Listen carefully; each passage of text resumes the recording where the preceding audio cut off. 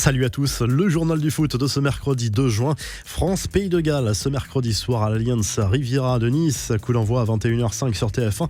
C'est le premier des 2 matchs de préparation des champions du monde avant la Bulgarie mardi prochain. Objectif, faire le plein de confiance à 13 jours du premier match de l'Euro contre l'Allemagne à Munich. Karim Benzema sera forcément scruté de près. Sa complémentarité avec Kylian Mbappé et Antoine Griezmann va être analysée dans les moindres détails. Une chose est sûre, la réintégration de Benzema se passe pour le moment à merveille. Pour l'anecdote, le staff tricolore a établi un plan de table pour cette compétition et Benzema prendra tous ses repas à la même table qu'Olivier Giroud, entre autres, comme l'explique l'équipe. Souvent opposé par les supporters, Benzema a vite déminé le terrain à propos de sa relation avec le buteur de Chelsea. À son retour en sélection, le groupe France est au complet désormais avec les arrivées de Kanté, Giroud et Zouma, récents vainqueurs de la Ligue des Champions avec les Blues. Ces interviews sont extrêmement rares. Nicolas Anelka s'est confié sur plusieurs sujets lors d'un entretien accordé à RMC. Dithyrambique sur le niveau des Bleus, l'ancien international français a toutefois appelé à la presse et les supporters à rester mesurés sur les chances de victoire à l'Euro. Il reconnaît avoir peur pour Benzema qui pourrait être à la cible des critiques en cas d'échec des Bleus dans cette compétition. Nicolas Anelka a révélé avoir passé ses diplômes d'entraîneur et se dit ouvert aux propositions, mais pas pour coacher en France ou en Angleterre.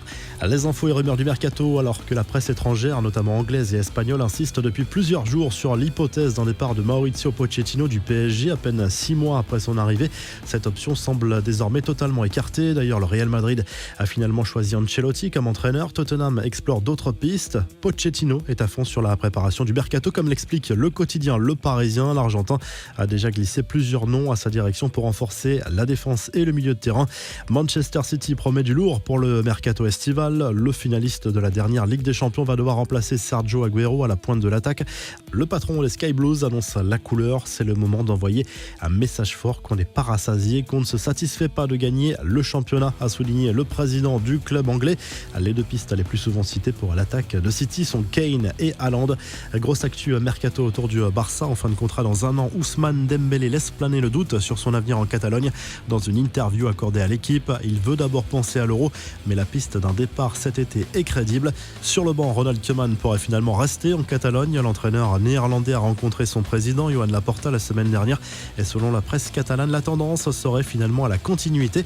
En revanche, tendance inverse pour Samuel Umtiti. Le FC Barcelone a demandé aux défenseurs français de se trouver un nouveau club cet été, mais son salaire pourrait refroidir les éventuels prétendants, comme l'explique le journal Sport. Et du côté de l'OM, le mercato sera animé, mais la patience sera de mise, selon l'équipe qui fait le point sur les dossiers chauds du moment. L'arrivée de Gerson est en bonne voie. Les négociations continuent pour conserver Paul Lirola et faire venir Matteo Guendouzi. Les infos en bref, voici la liste finale de l'équipe d'Angleterre pour l'Euro. Gareth Southgate a réduit cette liste de 33 à 26 noms. Trent Alexander-Arnold sera bien de la partie, comme les jeunes Bellingham et Saka. Jesse Lingard fait partie des joueurs écartés. Pour les Pays-Bas, le sélectionneur Frank de Boer a choisi de se passer des services pour l'Euro de Jasper Cillessen, son gardien titulaire positif au Covid-19. C'est un coup dur pour la sélection néerlandaise qui débutera la compétition le 13 juin face à l'Ukraine. La revue de presse, le trio Benzema, Mbappé, Griezmann à la une de l'équipe ce mercredi. L'attente est forcément énorme autour de cette attaque prometteuse sur le papier, mais il va falloir trouver des automatismes et répondre aux attentes sur le terrain. En Espagne, Marca se concentre sur la nomination de Carlo Ancelotti au poste d'entraîneur du Real Madrid.